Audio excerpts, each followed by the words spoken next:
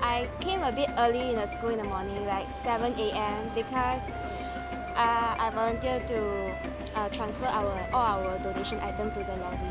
I feel scared and excited at the same time. I'm looking forward to it. I really hope it's a very good experience.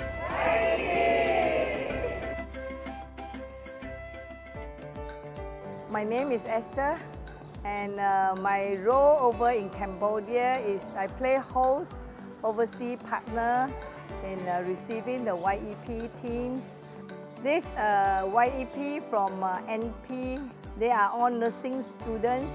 I think they are very special because they have these skills helping into the hospital. And besides that, they also go to schools to teach. A lot of things has been done through this school under the leadership of Miss Vicky. So, and why I choose this place for my YEP is, here we can walk into a labour ward, we can see a delivery. In that hospital, we were supposed to scrape and paint one building. But after our leader, Miss Vicky, came and saw the situation, we decided to do more. We wash the beds, we paint the beds, we wash the room inside, and we also try to hire people to change the towels.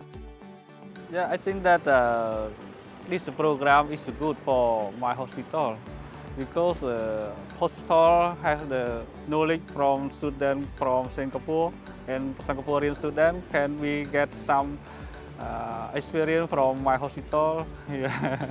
So we exchange experience together. Today we are at the village to do a well pavement. It's past 1 week and yes, everyone is tired, but at the same time, no one is giving up. It's been a very good experience for them. They're learning new things every day, things they would never ever do in Singapore.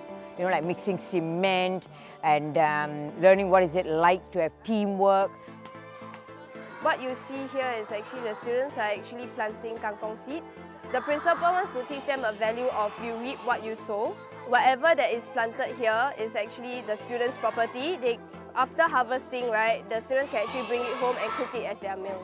This is somewhat like a flipped classroom where our students come in and teach them English. Their students teach our students how to do planting.